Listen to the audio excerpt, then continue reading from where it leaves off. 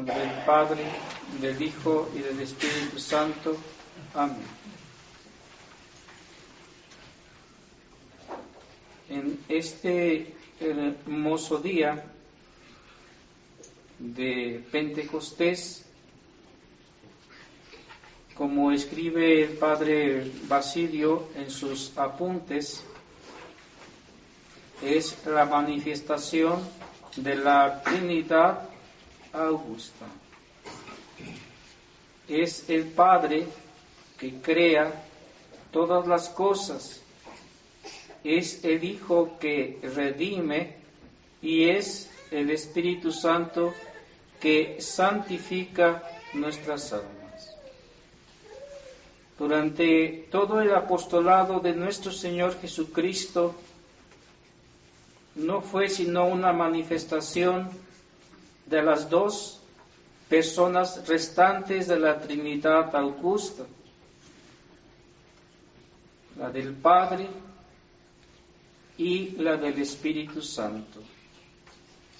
Sorprende mucho cómo nuestro Señor hace mucho hincapié en demostrar la existencia de la Trinidad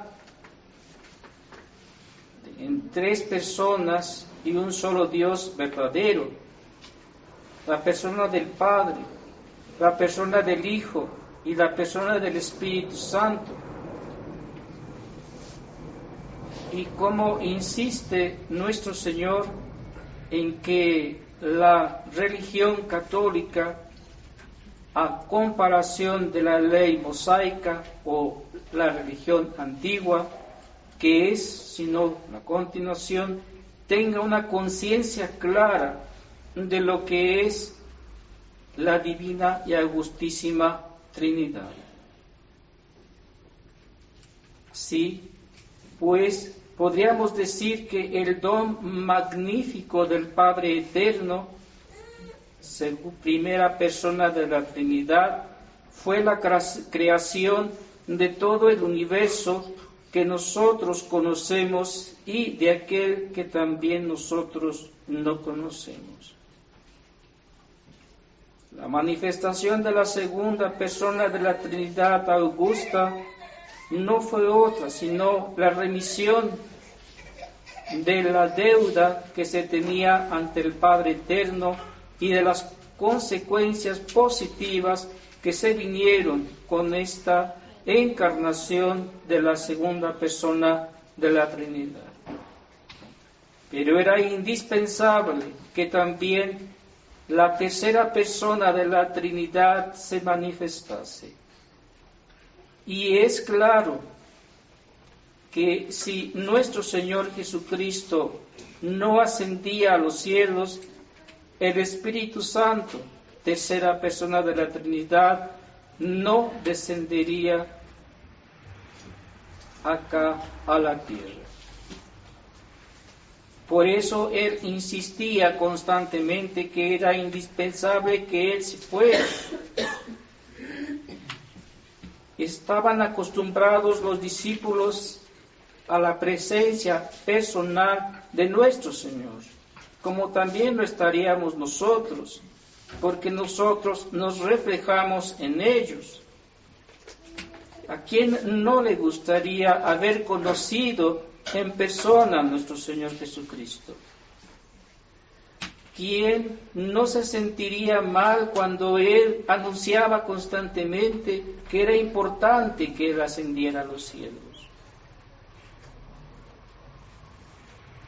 Es lógico que, acostumbrados como estaban los discípulos, este lenguaje les era duro y terrible, como también sería duro y terrible para nosotros. Basta con dar un pequeño ejemplo.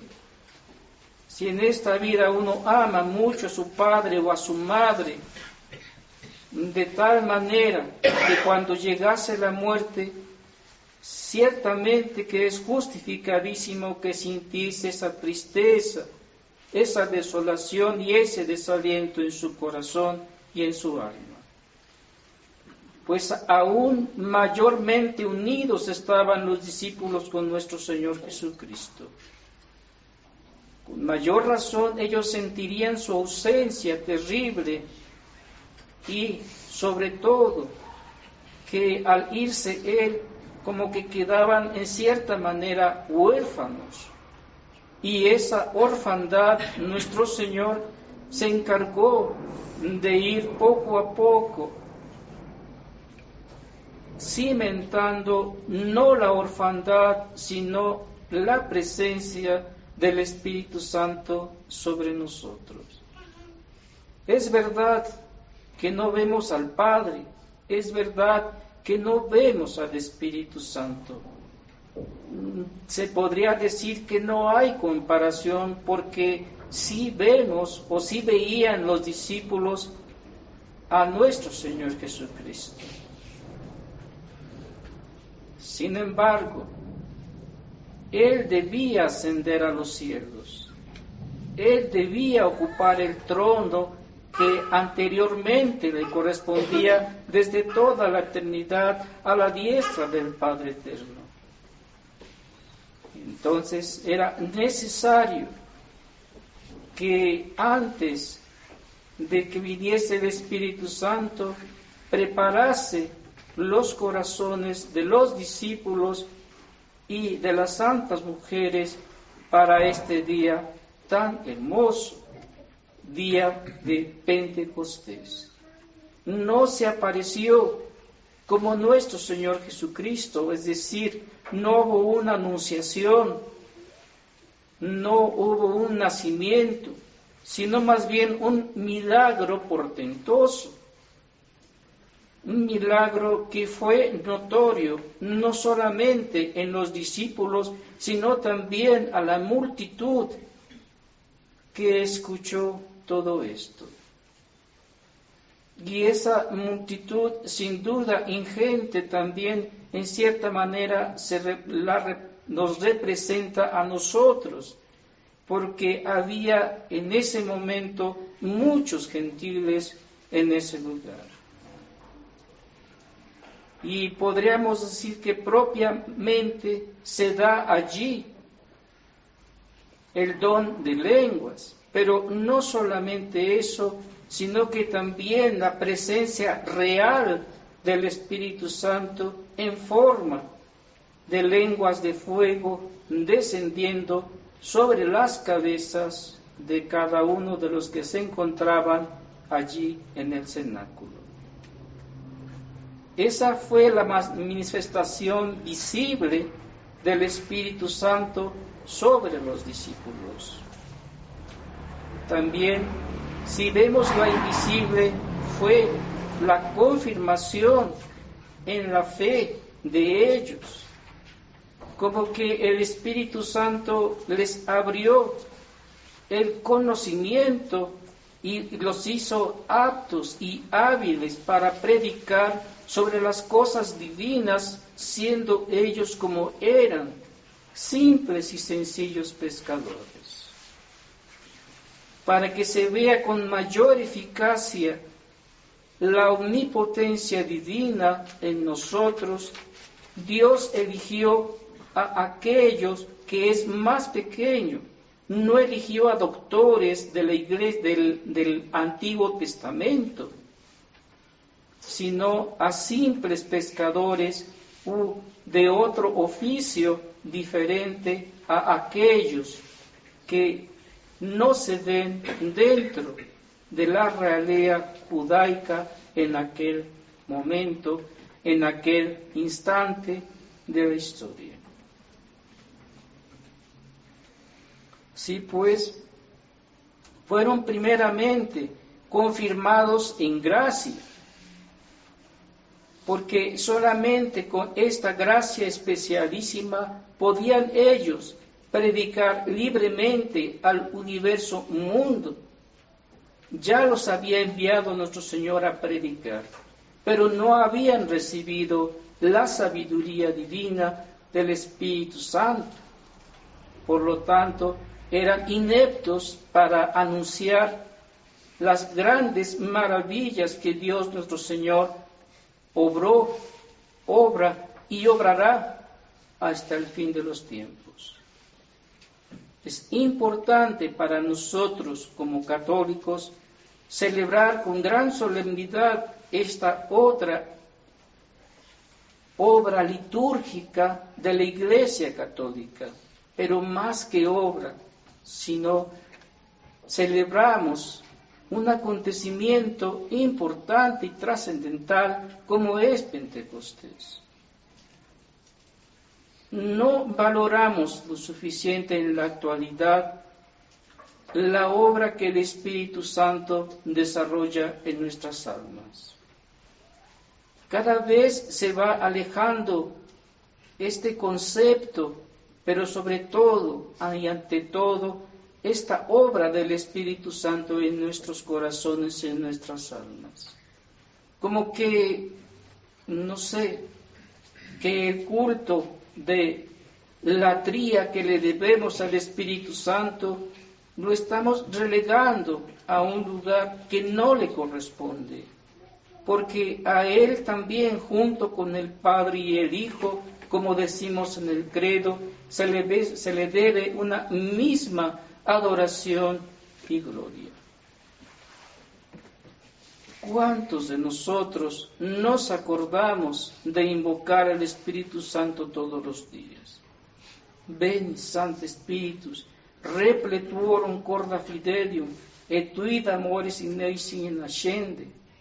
Esa oración que tanto dijo la Iglesia, que tanto dice y dirá hasta el fin de los tiempos, no está reservada solamente a los sacerdotes, sino también a los fieles que quieran demostrar una devoción y adoración profunda hacia la tercera persona de la Trinidad Augusta.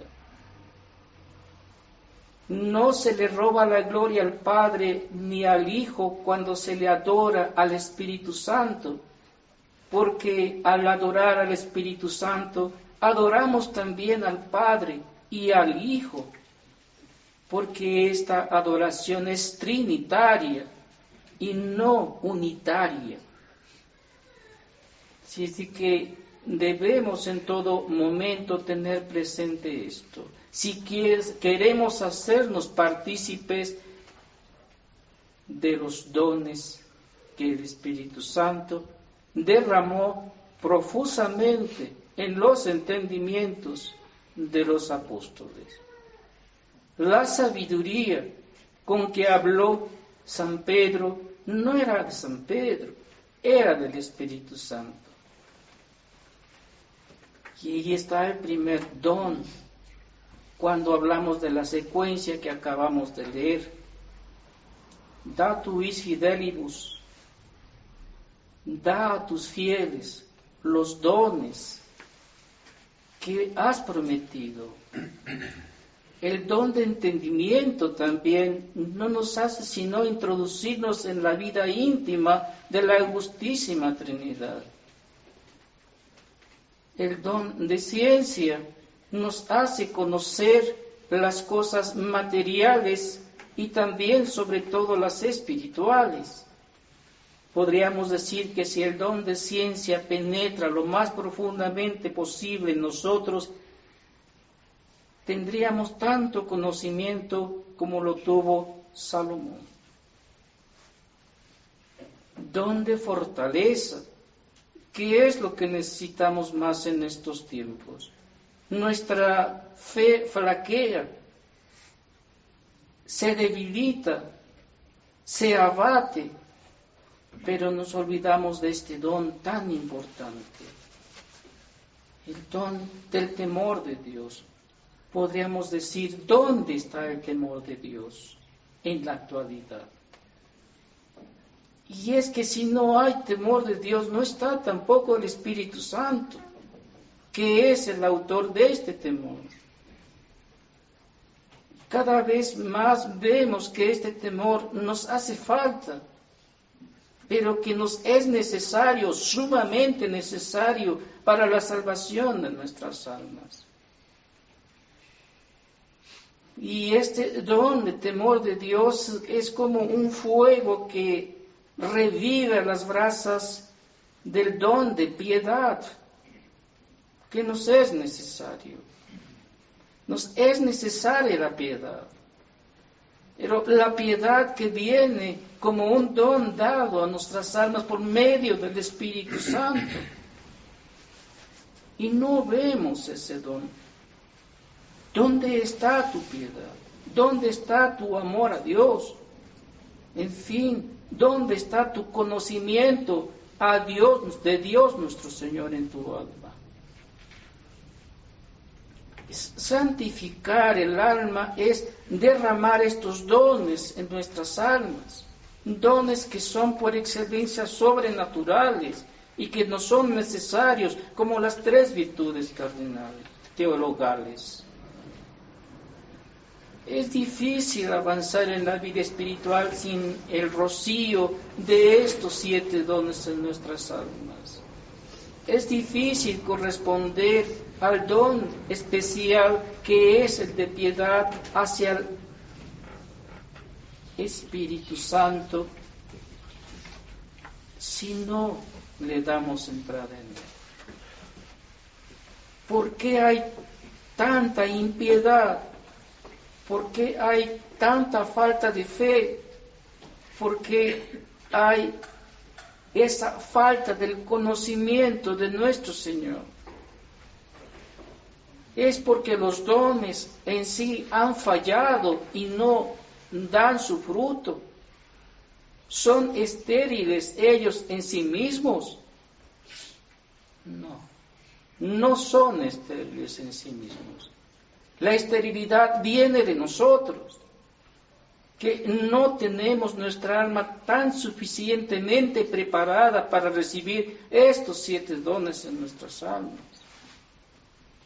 Es increíble, es terrible las consecuencias que se siguen de no tener en nuestras almas estos 7 dones, que debemos pedirlos, lógico, pero ¿los pedimos? No hagamos más difícil la labor del Espíritu Santo en nuestras almas. El beneficio no es para el Espíritu Santo, el beneficio es para nuestras almas. Si ellas carecen de este rocío de lo alto, que es un don, que son dones gratuitos, dones que se derraman de la misericordia y sobre todo de la caridad infinita que existe en el seno trinitario. Si nosotros no hacemos eso, nos estamos a sí mismos aniquilando espiritualmente y nos estamos cerrando las puertas, no solo a la vida espiritual en esta vida, sino también a la vida eterna. Con qué silencio tan profundo y qué oración también a la vez tan profunda interiormente iluminó de nuevo el corazón de Nuestra Señora, el Espíritu Santo, en este día tan especial. Ya en aquel momento se le llamaba la llena de gracia. Pues, ¿qué podríamos decir en este día tan especial en que el esposo de la Santísima Virgen viene y también en ella derrama esa lengua de fuego? No sin razón, sino con una prudencia y con una sabiduría divina, quiso nuestro Señor que Nuestra Señora se quedase todavía un tiempo más entre los discípulos, pero iluminada con esa luz siempre incomparable de su castísimo esposo, como lo fue el Espíritu Santo. Es y lo será, porque ahora la tiene allá en la vida eterna. Si nosotros no entendemos nada de esto, si nada de esto nos es familiar, entonces acudamos a ella.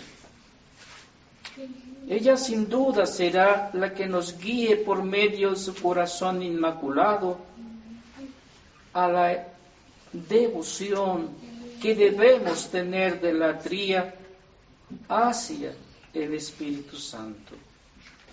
Demos la entrada a Él. Como dice nuestro Señor en el Evangelio de hoy, el que conserva mi doctrina,